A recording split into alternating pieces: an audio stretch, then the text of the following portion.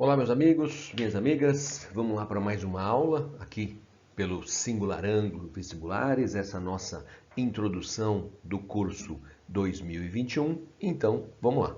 Meu nome é Marcelo Corrêa e nós teremos aí as aulas de Geografia, né? Nós já vimos uma aula sobre solstício, equinócio, estações do ano, a incidência dos raios solares, que é um assunto que é uma base complicada, né, que vai ser importante em muitas aulas aí no decorrer do ano. E agora, uma aula sobre ordem mundial.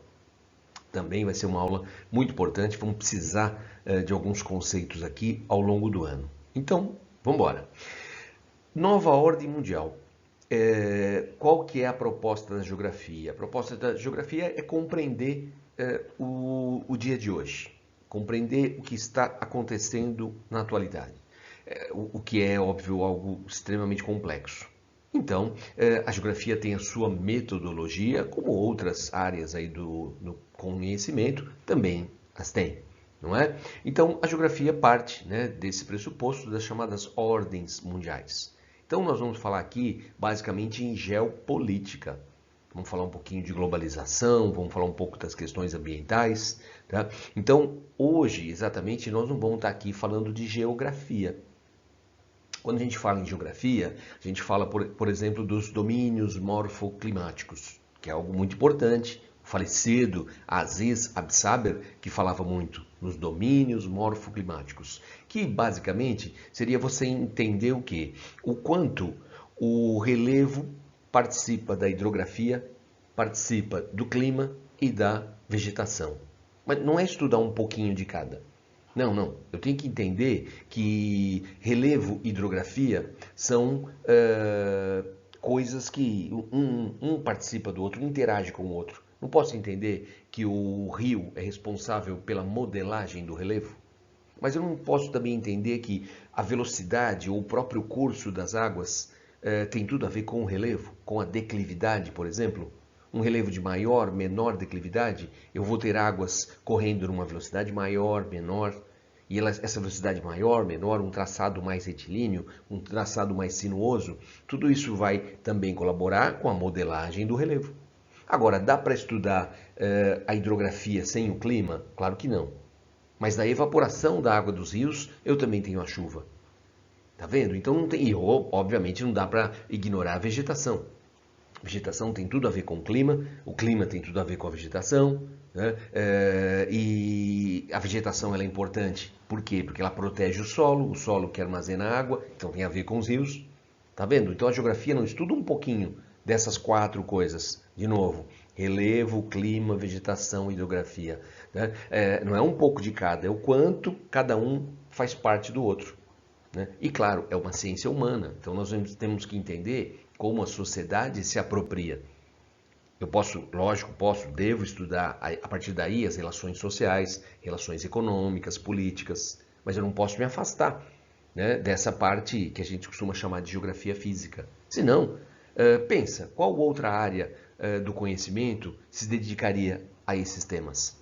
Se você ignorar isso, tá mais para sociologia, tá mais para ciência política, para economia, do que propriamente geografia. É pensa, então não dá para abrir mão. Mas tem que estudar a parte econômica, a parte política, mas sem se afastar disso, para não perder a essência do que é a geografia. Né? Nós temos que pensar na parte econômica, por exemplo, a riqueza ali gerada é gerada pela população daquele próprio país ou é um capital estrangeiro? A riqueza ali gerada fica bem distribuída, fica extremamente concentrada, fica no país, vai embora? Todos esses aspectos serão abordados. Né? Agora, sem se afastar dessa raiz, vamos chamar assim, da geografia. Mas agora nós vamos falar em geopolítica. E quando falamos em geopolítica, aí muda a questão. Nós podemos falar que a geopolítica ela surge como uma espécie de um braço da geografia, mas com o tempo ganha vida própria. Então dá para pensar a geopolítica como um ramo que ganhou vida e se afasta dessa essência ou raiz da geografia, como eu disse. E olha, vamos ver essa questão aqui. Vamos ver essa questão do Enem. Então diz o seguinte, embora um texto antigo, mas a questão não é tão antiga assim. Mas diz assim, ó, em dezembro de 1998, um dos assuntos mais veiculados nos jornais era o que tratava da moeda única europeia, o euro, né? Leia a notícia destacada abaixo. O nascimento do euro, a moeda única a ser adotada por 11 países europeus a partir do dia 1º de janeiro, é possivelmente a mais importante realização deste continente nos últimos 10 anos. Então ele está falando basicamente da década de 90. Então, o que acontece ali? Ele diz, nos últimos 10 anos, que assistiu à derrubada do Muro de Berlim, que foi em 89, certo? Em 89 caiu o Muro de Berlim, reunificação das Alemanhas, que foi em 90, e a libertação dos países da Cortina de Ferro e fim da União Soviética. Isso vai acontecer ao longo ali de 1990 e 91. Oficialmente, né, o fim da União Soviética, se é que dá para falar oficialmente, mas a renúncia do último líder soviético foi no 25 de dezembro de 91. Enquanto todos esses eventos têm a ver com a desmontagem de estruturas do passado, o euro é uma ousadia aposta. Acredito que deveria ser ousada aposta, mas apareceu desse jeito, tá? Inclusive em outras fontes que eu consultei. Uma aposta ousada no futuro e uma prova de vitalidade da sociedade europeia. A Euroland, região abrangida por Alemanha, Áustria, Bélgica, Espanha, Finlândia, França, Holanda, Itália, Irlanda, Luxemburgo, Portugal, tem um PIB equivalente a quase 80% do PIB americano, 289 milhões de consumidores e responde por cerca de 20% do comércio internacional. Com esse cacife, o euro vai disputar com o dólar a condição de moeda hegemônica. Bem no comecinho desse século, o euro, quando ele começou a circular de fato em papel, ele valia, quando foi lançado, quando circulou de fato, ele valia 80 centavos de dólar. Ele foi lançado a 80 centavos de dólar. No primeiro semestre de 2008, já que no segundo semestre estoura a crise americana. Então, antes de estourar a crise, o euro já estava valendo $1,50. Por muito pouco, o euro não alcançou 1,6. Ô, professor, mas 1,6 é tão mais valorizado do que 1,5? Não, seria algo simbólico. Lançado a 0,8 e valendo 1,6. Imagina a sua fortuna em euro, passado aí pouco mais de 15 anos do lançamento, e a sua fortuna simplesmente foi valorizada em 100%, sem você fazer absolutamente nada. Legal, né? Ver, já que estamos falando de um contexto de um mundo globalizado, ver a minha fortuna em padrões internacionais dobrar graças à valorização da minha moeda, fora algum patrimônio que eu tenha adquirido ao longo desses anos, é para deixar todo mundo feliz e contente. Nós estamos vivendo exatamente o contrário, nós estamos vendo nossas fortunas, cada um tem a sua, por maior ou menor, a minha é a minha, a sua é a sua. Então nós estamos vendo as nossas fortunas irem para o ralo com a desvalorização da nossa moeda. Um dia vamos falar aí sobre o porquê uma moeda valoriza, desvaloriza, mas essa é a ideia aí do euro, né? Como ele diz aí, é a desmontagem de estruturas do passado. Está nascendo uma nova Europa. Com esse cacife, o euro então vai disputar com o dólar para se tornar a moeda mais importante. A matéria refere-se à desmontagem das estruturas do passado, que pode ser entendida como o fim da Guerra Fria, período de inquietação mundial que levou o mundo, que dividiu o mundo em dois blocos ideológicos opostos, ou seria a inserção de alguns países do leste europeu em organismos supranacionais, com o intuito de exercer o controle ideológico do mundo, ou ainda crise do capitalismo, do liberalismo e da democracia, levando à polarização ideológica, da antiga União Soviética, ou ainda a confrontação dos modelos socialista e capitalista para deter o processo de unificação das Alemanhas, ou, por último, a prosperidade das economias capitalista e socialista, com o consequente fim da Guerra Fria. E aí? Parece que a letra B, a letra C, a letra D, parece que isso aí não faz o menor sentido. Tá? Agora, controle ideológico do mundo, na letra B, né? Crise da democracia, também na letra C, confrontação de modelo socialista e capitalista para deter o processo de unificação. Ele não está falando em confronto. Né? Então tem a ver com a letra A, tem a ver com a letra E. E qual? Qual é a resposta? Vamos lá, vamos continuar. Vamos dar uma olhada agora na teoria que temos sobre esse assunto. Daqui a pouco a gente já volta e corrige isso aqui. Bom, então, primeiro, lembrar que existe a geografia que estudamos anos e anos nas escolas e existe a geopolítica, que geralmente é um pouquinho, né, estudado no ensino médio, mais aí para o terceiro ano do que primeiro e segundos anos. Quando nós falamos em geopolítica, geografia eu já falei, geografia vocês estão cansados de ver. Agora, quando o assunto é geopolítica, nós estamos falando de poder, né? Nós estamos falando de hegemonia, quer dizer, de influência, a capacidade de influenciar, a capacidade de intimidar. Então, por exemplo, uma pessoa armada intimida? No meu caso, sim. Digamos que eu fico intimidado com uma pessoa armada. Agora, eu vejo um exército fortemente armado. Não deveria intimidar. Por quê? Porque, digamos, eu armado, será que eu tenho capacidade de intimidar alguém? Talvez num primeiro instante. Mas em pouco tempo, pode ter certeza que provavelmente eu já até perdi a arma. Porque não adianta ter uma arma.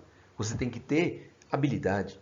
Você tem que ter um histórico para saber o que? Manusear, para saber utilizar. Então, uma simples imagem, né, de um desfile militar feito por quem? Pelo Exército Brasileiro? Pelo Exército Argentino? Né? Não intimida. Agora, já uma imagem do Exército Chinês, do Exército Russo, aí a história é bem diferente. Por quê? Porque você tem uma bagagem, você tem um histórico, e não há dúvida que isso é transmitido geração por geração de novos militares. Então, quando você fala em economia e se refere à Rússia, a Rússia não passa de um país emergente, de uma economia emergente, a exemplo da nossa. Agora, quando o assunto é geopolítica, pode ter certeza que a Rússia tem uma capacidade hegemônica, uma capacidade de intimidação que não tem igual.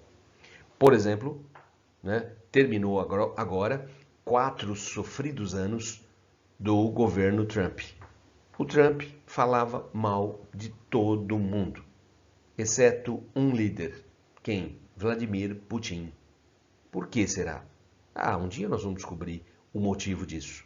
Mas a maneira como o Trump se curvava frente a uma afirmação do Trump, perdão, o Trump se curvava frente a uma afirmação do Vladimir Putin, é algo que, né, peraí, tá diferente. Quando ele fala da França, o tom é um. Quando fala do Brasil, ele nem falava. Quando ele falava, bom, de qualquer outro país, né, o tom era um. Quando falava da Rússia, abaixava o tom. Ou não era ele. Não era ele, não era o próprio Trump que se referia à Rússia, que fazia uma crítica à Rússia. Era um secretário de Estado, era qualquer outro membro do governo, mas não ele. Por quê? Porque ele sabe, né, a capacidade de destruição que a Rússia tem. O poder militar russo, herdado de onde? Da União Soviética. Agora, em história, é evidente, vocês vão ver isso. Na prática, os russos, eu estou falando em etnia, não num pedaço de papel, estou falando de sangue. Os russos criaram e comandaram a União Soviética por muitas e muitas décadas. A elite do Partido Comunista, a elite das Forças Armadas, sempre foi composta por russos. Não era ucraniano, georgiano, lituano tampouco, e qualquer outra etnia. Eram os russos que comandavam tudo isso. Então, vamos pensar nisso. Falou em geopolítica, fala em poder, fala em hegemonia, em capacidade de intimidação. E é muito importante, nesses estudos, lembrar do conceito de território. Então, quando você diz, vamos pegar uma coisa mais próxima da gente. Então, de repente, alguém fala, olha, eu preciso passar naquele lugar, no bairro X, Y, Z, e alguém fala, cuidado, lá é território do PCC, né, do primeiro comando da capital. Ou no Rio de Janeiro, é território do Comando Vermelho. O que é isso na prática? Na prática, quem dita as regras é o PCC. Você vai abrir um estabelecimento, vai abrir uma padaria, vai abrir uma quitanda, um distribuidor de gás, de água mineral. Pode ter certeza que no primeiro dia vai aparecer alguém, vai te dar um forte abraço, falar que legal ter você aqui na nossa comunidade. Funciona assim. Por semana paga isso, por mês paga aquilo. Tá? É assim que é o dia a dia aqui na nossa comunidade. Mas espera aí. Eu sou comerciante de longa data, eu sei que essas taxas que você está me dizendo, onde está isso? Está aqui, está na cartilha do PCC. Não, mas esse imposto não é municipal, estadual, federal, não é nada disso. Ele é do PCC e pronto. Você quer sonegar o municipal, estadual, federal? Pode ficar à vontade, até dou uma força. Agora, esse aqui você não sonega. Por quê? Mas eu vou chamar a polícia. Então, o fato de você afirmar que vai chamar a polícia, já está claro que quem manda ali é o PCC. Porque o que faz a polícia? O que é policiar? Né? Policiar é verificar o cumprimento da ordem. Então, se você tem que chamar, é porque o Estado ali não se faz presente. O PCC está presente. Foi alguém do crime organizado que apareceu para te dar as diretrizes. Tá vendo? Então, de fato, quem manda, quem exerce o poder ali é o PCC. Então, esse é o conceito de território. O conceito de território envolve uma certa espacialidade que pode ter fronteiras visíveis ou não. Não necessariamente você tem fronteiras demarcadas fisicamente, né? Mas você tem ali um certo grupo. Não vem ao caso agora pensar como esse grupo chegou ao poder, se é uma monarquia, se é eleito pelo povo, se foi um golpe de Estado, não importa. Mas existe um grupo que ali exerce o poder.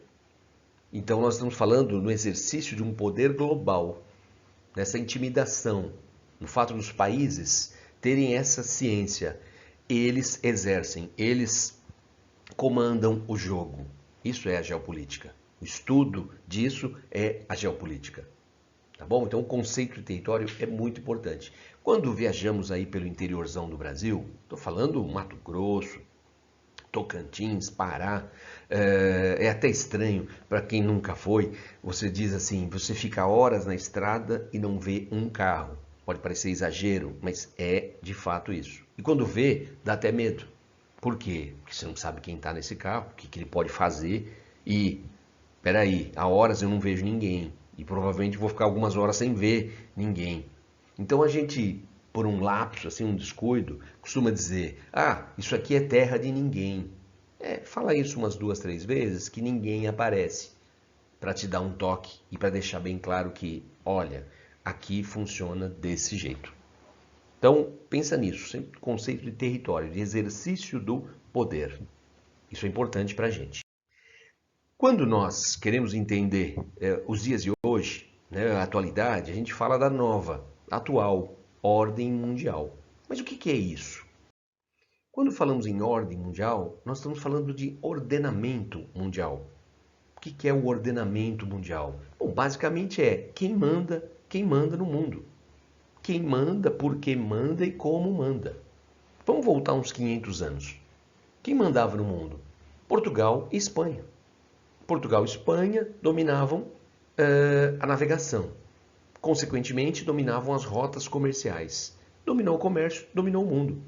Não é à toa, né, que essa fase é conhecida como capitalismo mercantil, ou simplesmente mercantilismo, ou capitalismo comercial. O que significa? O fato mais importante é o comércio. Quem dominar o comércio vai dominar o mundo. Daí Portugal e Espanha. Imagina o poder que esses dois países tinham. O poder de simplesmente pegar um mapa mundi, traçar o que imaginávamos ser o mundo da época, né? O que já estava cartografado, traçar um meridiano e falar, olha, do lado leste deste meridiano é território português, do lado oeste é território espanhol. O que vier a ser descoberto fica aqui, nas mãos de Portugal e Espanha, Tratado de Tordesilhas. E o mundo teve que engolir. Os demais países europeus tiveram que engolir essa imposição portuguesa e espanhola. Muito poder na mão desses dois. Aí você vai pensar lá no final do século XVIII, 1780, 90, Revolução Industrial. O mundo mudava, o ordenamento mundial estava sendo alterado. Novas potências, Inglaterra e França. Inglaterra e França emergem como novas potências. Por que esses dois? Porque controlavam a indústria. Controla a indústria, controla o mundo. A indústria se tornava o alvo de todas as atenções, como há alguns séculos, tá? Era o comércio. Então esses dois dominavam o mundo. Assim foi o século XIX, assim foi o começo do século XX. Aí veio o quê? A Primeira Guerra Mundial. Primeira Guerra Mundial provoca um reordenamento. Sumiu o Império Otomano. A partir do que era Império Otomano começam a surgir novos países. É o Oriente Médio que a gente conhece hoje, é o Norte da África como conhecemos. Nem todo mundo nasce, nem todos eles nasceram logo após, né? A Primeira Guerra. Alguns foram nascendo décadas depois. Mas vem um novo reordenamento. Né?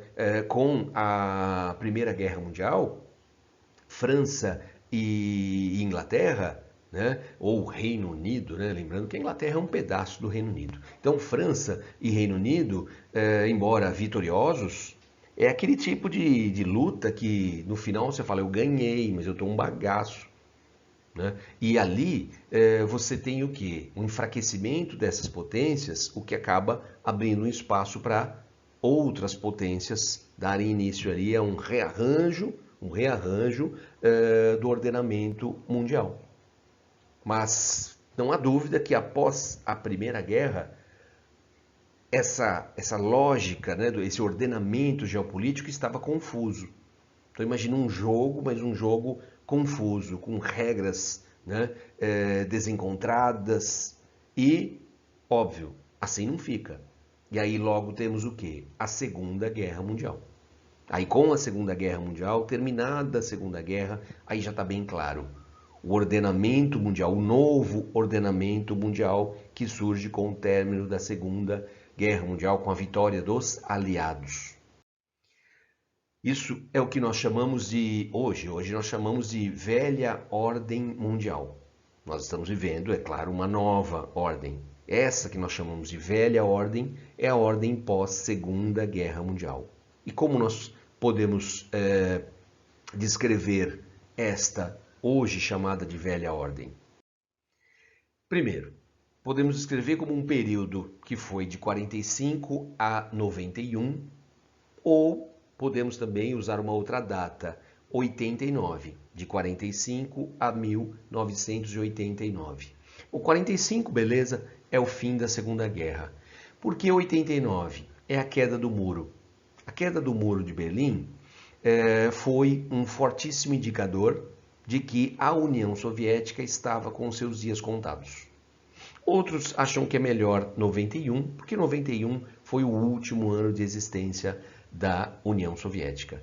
E esse período de 45 a 89 ou 91, evidente que essas datas são datas simbólicas, em 44 já estava bem claro que a guerra em breve iria acabar e que os aliados seriam vitoriosos. Vamos lembrar, os aliados. Quais eram os aliados? Reino Unido, França, Estados Unidos, né? E União Soviética. Lembrar que eles lutaram juntos. Então, de novo, Reino Unido, França, Estados Unidos e União Soviética. Tá, teve apoio brasileiro, super importante, né? E do outro lado, o eixo, aliados versus eixo. O eixo era composto pela Alemanha nazista, a Itália fascista e o Japão expansionista. E os aliados contavam também com o apoio da China, porque a Segunda Guerra ela tem duas frentes, uma frente europeia e uma asiática, onde a China teve um papel crucial aí no enfrentamento ao Japão. Agora, os aliados venceram, porém destes vencedores, de novo, Reino Unido, França, Estados Unidos, Rússia não, União Soviética e China, desses 5, os grandes vencedores, Estados Unidos e União Soviética. Não há dúvida.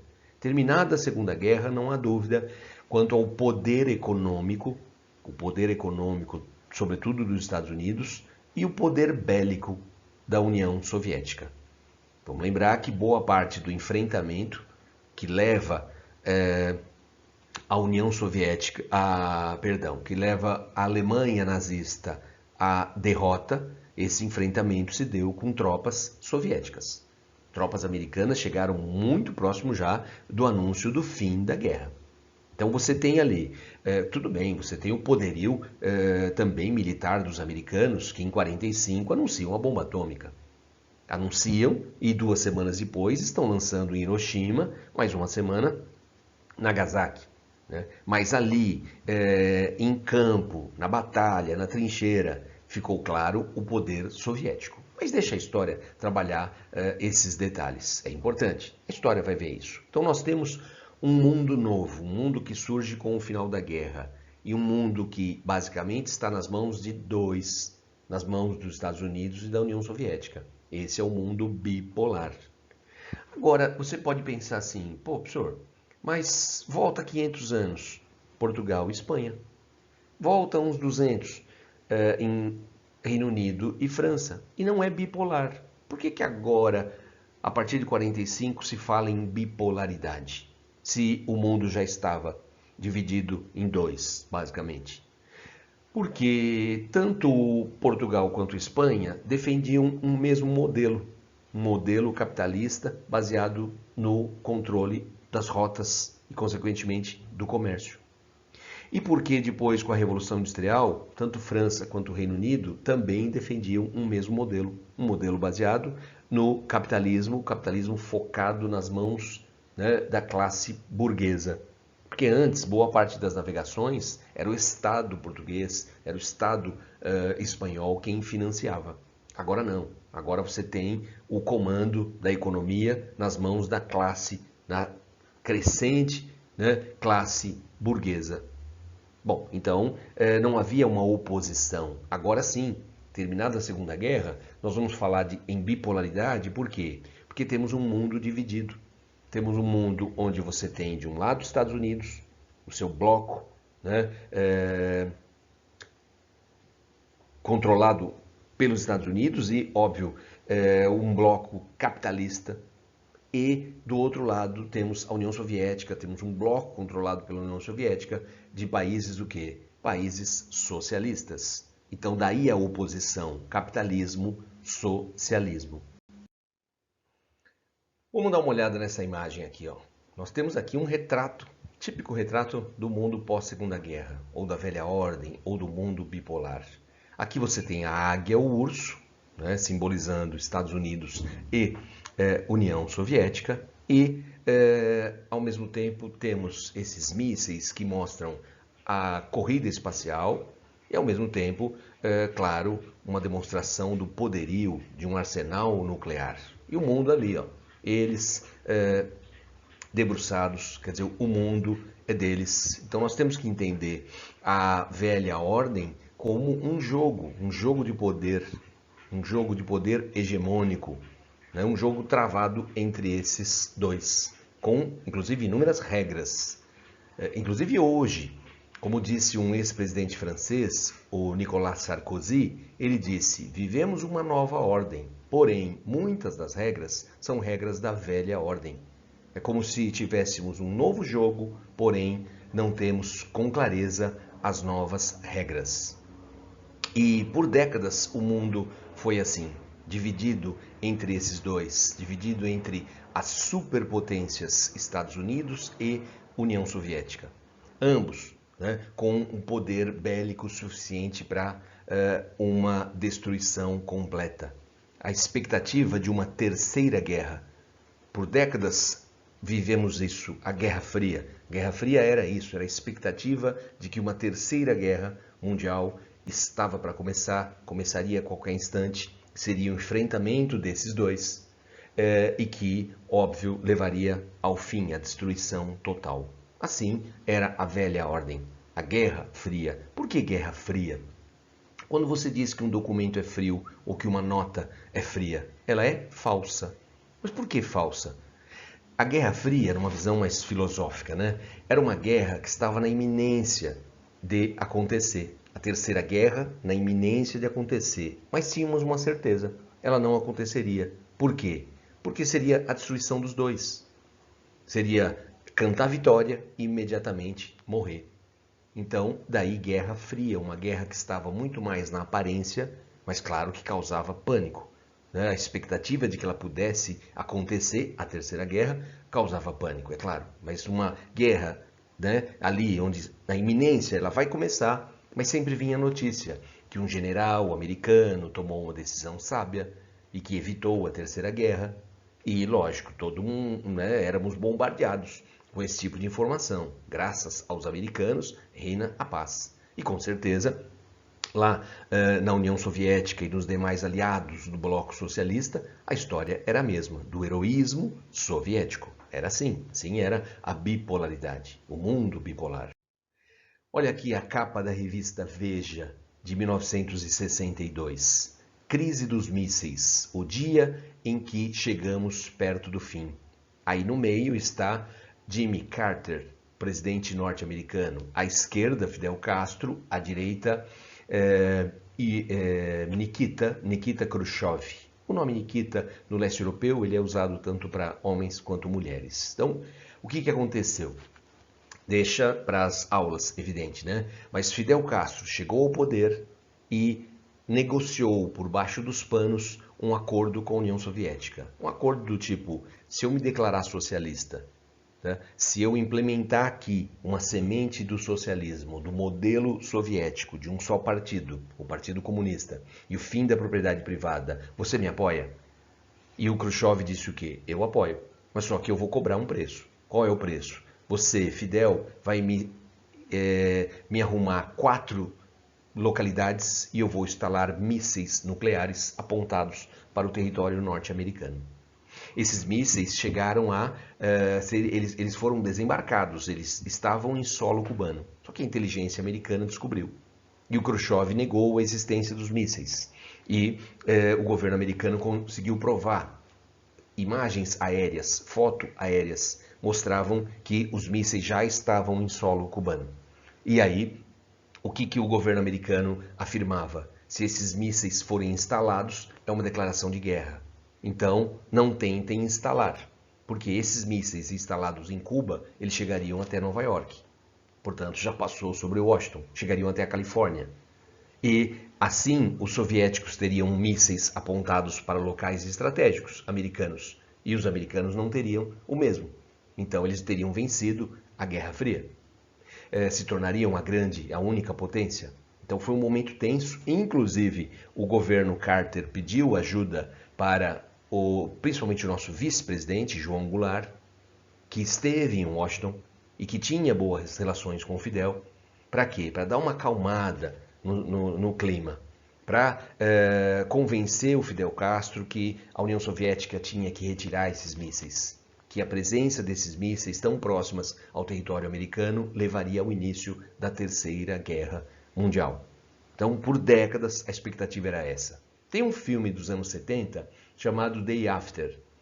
Você assiste hoje, você morre de rir. Não vamos confundir com Day After, que está associado a mudanças climáticas. Esse Day After dos anos 70 seria o dia após o início da Terceira Guerra, que seria nuclear.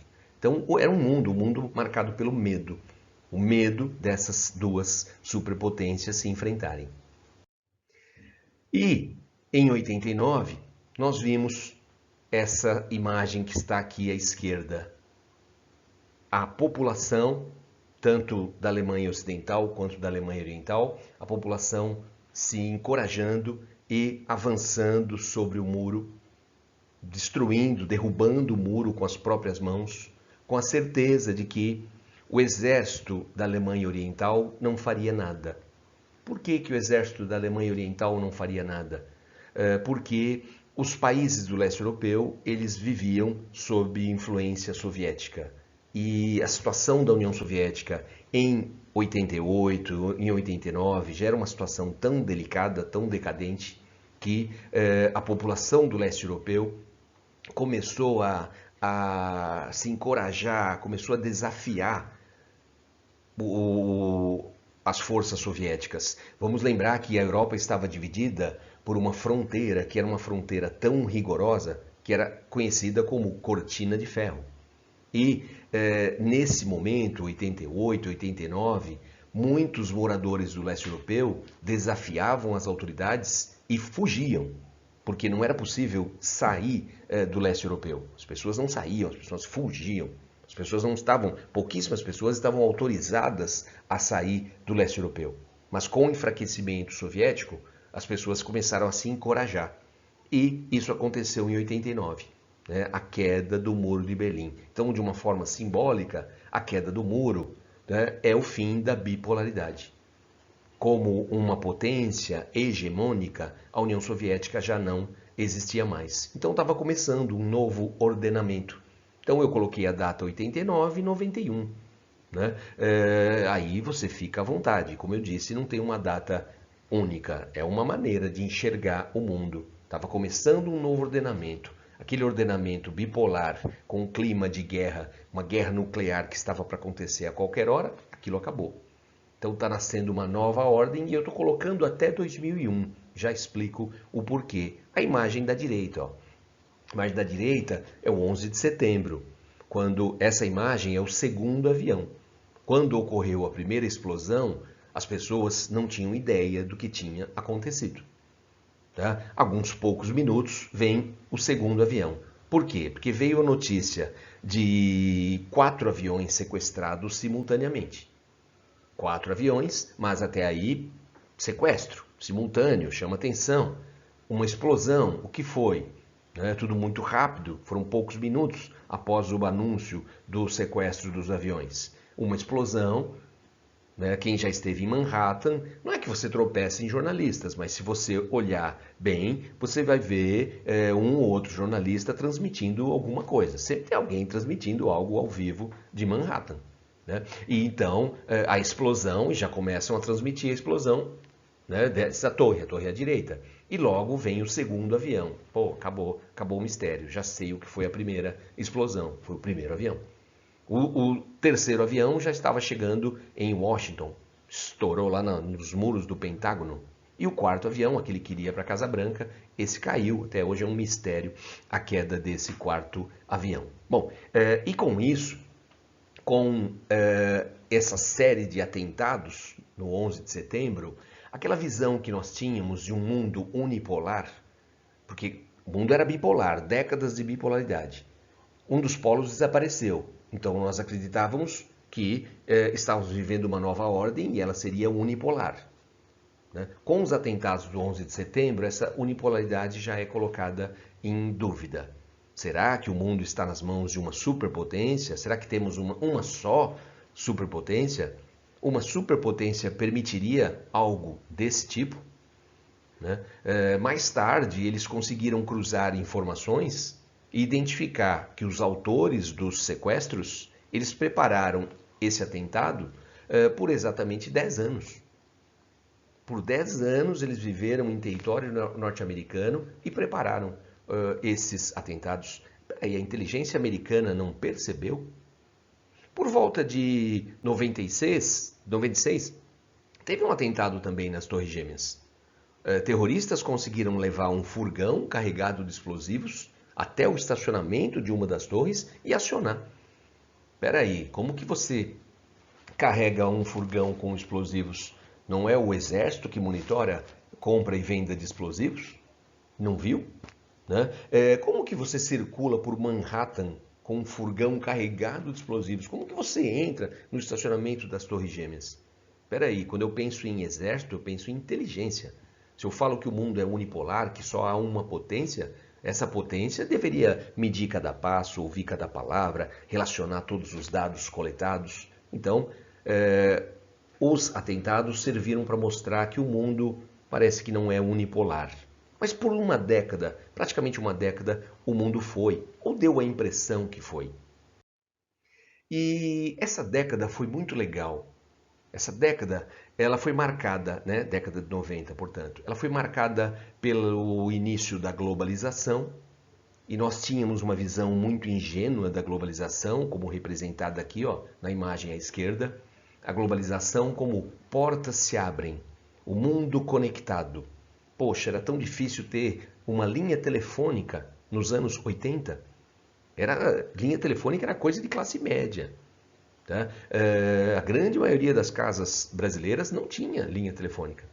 E uma ligação para o exterior era algo de custo muito alto e difícil de ser feito. Tínhamos que fazer uma ligação para o exterior através de uma telefonia, né?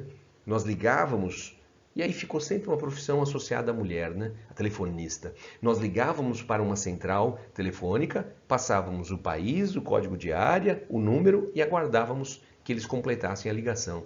Que coisa pré-histórica, né? E agora eu estou nos anos 90, eu estou num contexto globalizado, eu tenho a internet, né? Abrindo portas, me conectando com o mundo, povos conectados, diferentes culturas, o mundo encolheu. Oh, que legal! E outra coisa, nós passamos décadas com a expectativa de que em breve começaria uma guerra, ela seria nuclear, envolvendo as duas superpotências e o mundo ia acabar. A grande preocupação era, vai acontecer, essa guerra vai começar, o medo. E qual era a grande preocupação dos anos 90? Olha, representada na Eco 92. Conferência das Nações Unidas sobre Meio Ambiente e Desenvolvimento. Olha o que a ONU está dizendo, que meio ambiente e desenvolvimento são coisas ali, ó, intrínsecas. Não existe um sem o outro. Né? Não dá para sustentar o meio ambiente sem recursos. Mas não dá para pensar só em recursos e ignorar o meio ambiente. Não existe qualidade de vida sem a questão ambiental. É desenvolvimento, não é crescimento. Cuidado. Quando você diz que um país cresceu, melhorou economicamente. Quando você diz que um país se desenvolveu, melhorou a economia, mas reduziu a violência, todo tipo de violência. Reduziu a desigualdade, reduziu a mortalidade infantil, aumentou a expectativa de vida, aumentou a qualidade de vida do idoso. Então, olha o que a ONU está dizendo, que desenvolvimento está amarrado ao meio ambiente. Puta, que mundo legal, né? Se por décadas a grande questão era uma nova guerra vai acontecer a qualquer hora e o mundo vai acabar, agora a grande preocupação é ambiental. Que bonito. Só que parece que não é bem isso, né? Parece que após 2001, essa demonstração de fraqueza por parte dos Estados Unidos abre espaço para novas potências. Então, por exemplo, a Rússia dos anos 90 não tem nada a ver com a Rússia que nós passamos a conhecer a partir da chegada de Vladimir Putin ao poder. Ele era nada disso, ele era primeiro-ministro em 99.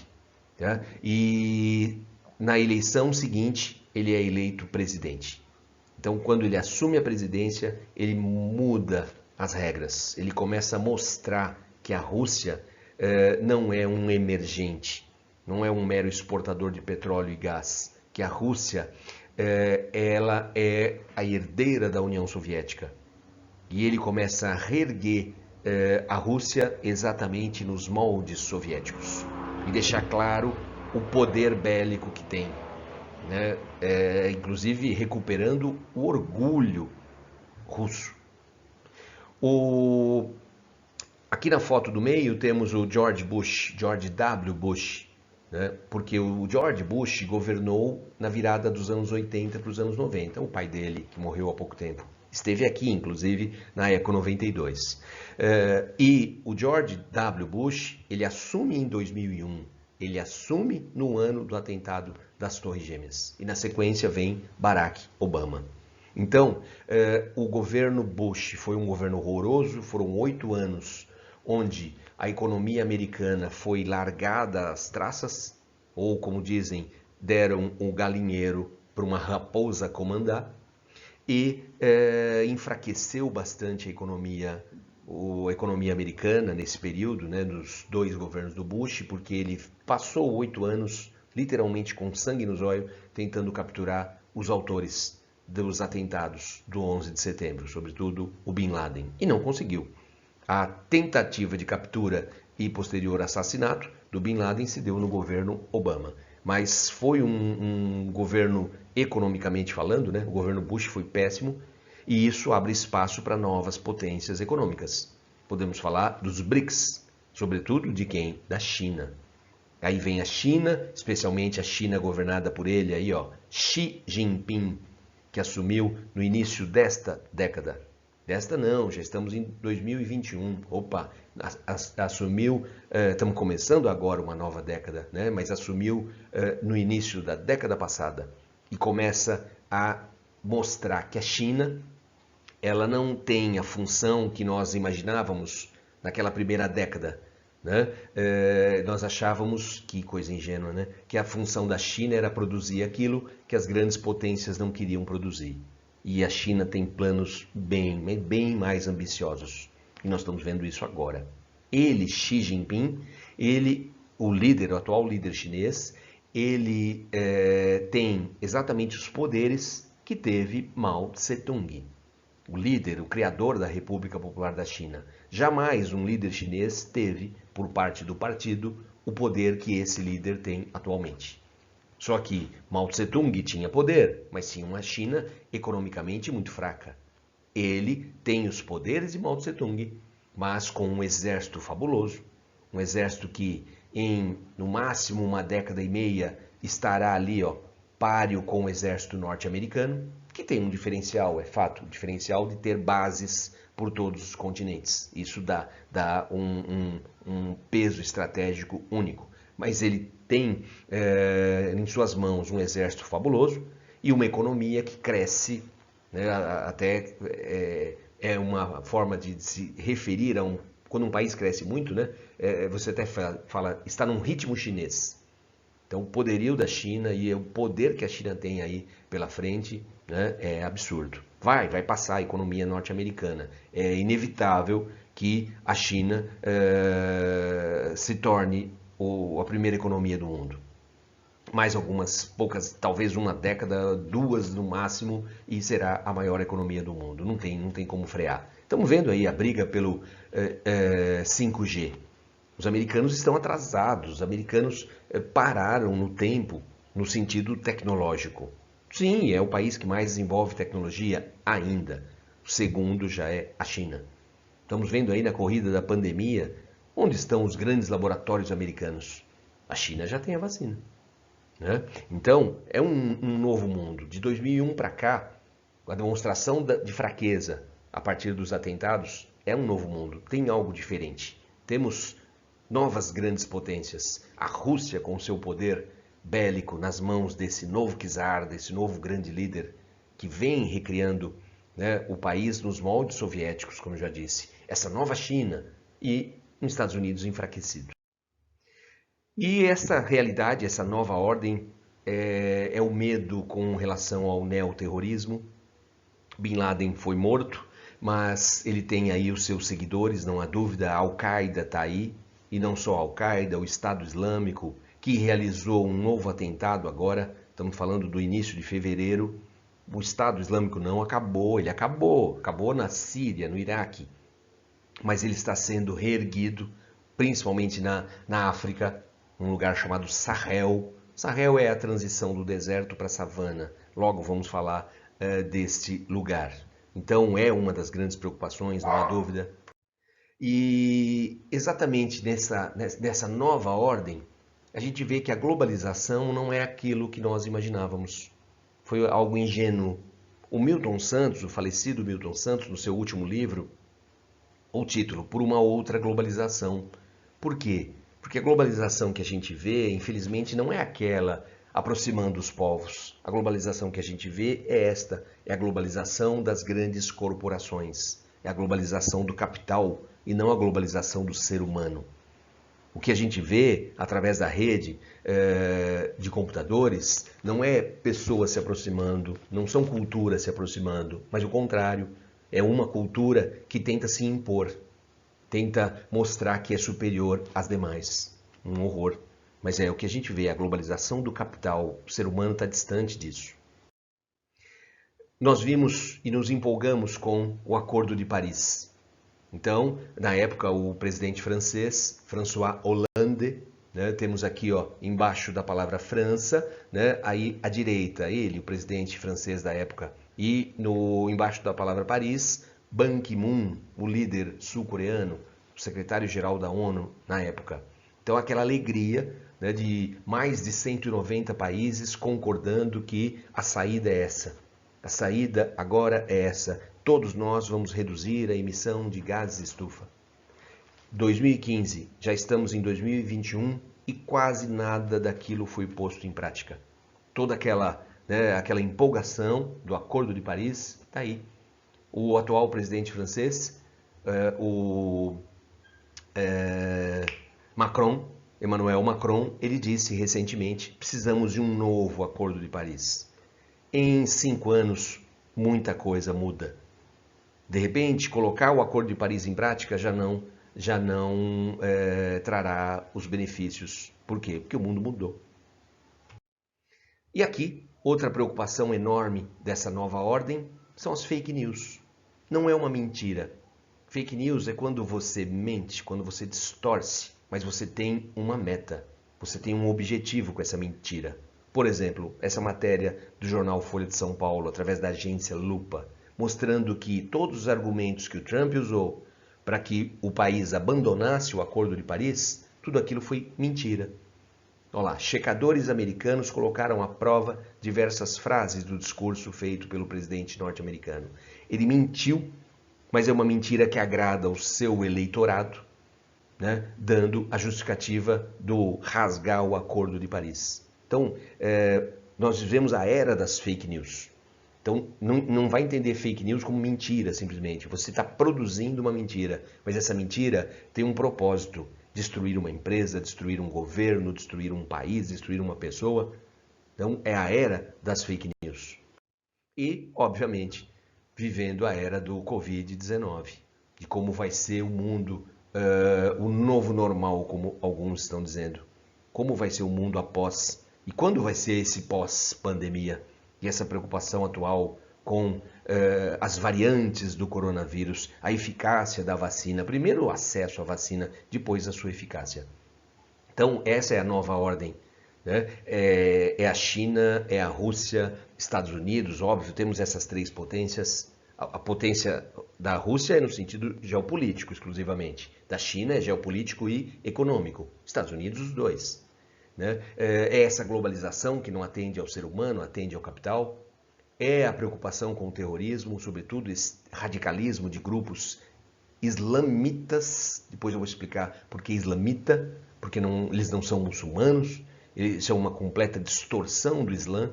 99,99% dos muçulmanos não apoia esses movimentos. É uma distorção, é uma lavagem cerebral propriamente dita, mas é uma preocupação, não há dúvida que essa preocupação existe.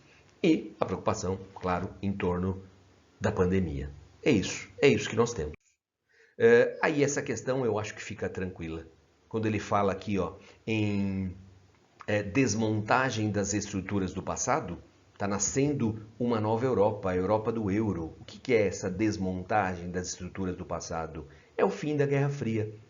Período de inquietação mundial que dividiu o mundo em 2 blocos ideológicos. Então, você viu a queda do muro, você viu o fim da União Soviética, agora eu estou vendo o euro. O euro é a prova concreta de que está nascendo uma nova Europa. Está nascendo um novo mundo, um mundo pós-Guerra Fria. A letra E, a prosperidade das economias capitalista e socialista com o consequente fim da Guerra Fria. Aqui, se tirarmos socialista, beleza. A prosperidade das economias capitalistas, que com a derrocada do bloco socialista, você tem esse avanço, o avanço do capitalismo e a globalização do capitalismo, né? O mundo globalizado. Então, tirando a palavra socialista, beleza, mas não. Então, letra A. É isso que a gente tem. Estamos começando o nosso curso e temos já o Facebook com várias notícias para já engatilhar o assunto atualidades. É isso. Até um próximo encontro. Até mais. Tchau, tchau.